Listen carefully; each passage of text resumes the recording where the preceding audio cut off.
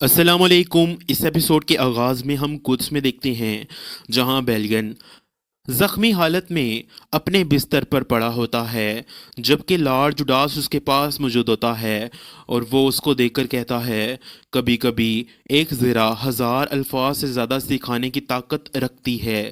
جبکہ ہم دیکھتے ہیں کہ بیلین اپنی خون آلود زرہ کو دیکھ رہا ہوتا ہے۔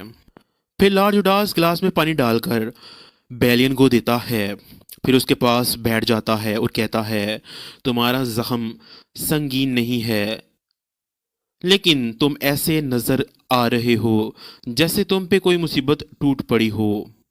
یہ سن کر بیلین کہتا ہے مجھے تکلیف ہو رہی ہے، لیکن مجھے تکلیف دینے والی چیز میرا زخم نہیں ہے۔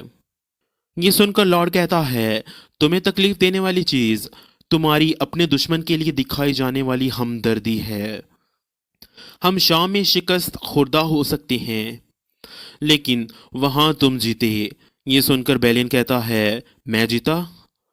تو لارڈ کہتا ہے ہاں تم جیتے گئے، ہاں تم جیت گئے، کیونکہ اگر اب تم اپنے دشمن پر رحم کرو گے تو تمہارا انجام کیا ہوگا تم یہ جان گئے ہو۔ صلاح الدین نے وہاں تم پہ رحم نہیں کیا، اس نے تمہیں سنا تک نہیں۔ یہ سن کر بیلین کہتا ہے یوں لگتا تھا جیسے میرے سامنے والا شخص صلاح الدین نہیں بلکہ کوئی اور ہے۔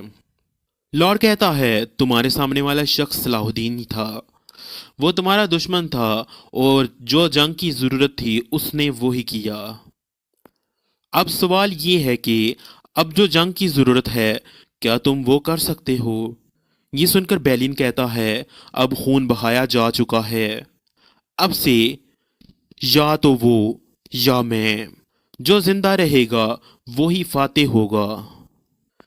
دوسری جانب ہم دیکھتے ہیں کہ بادشاہ بالبن کہہ رہا ہوتا ہے جس کا تمہیں کوئی سراغ نہیں ملا وہ صلاح الدین شام میں ظاہر ہوا۔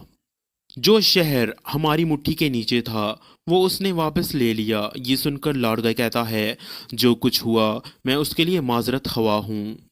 تو بادشاہ کہتا ہے وہ احمق ہوتے ہیں جو ہر وقت معافی مانگنے پر مجبور ہوتے ہیں لارڈ گائے۔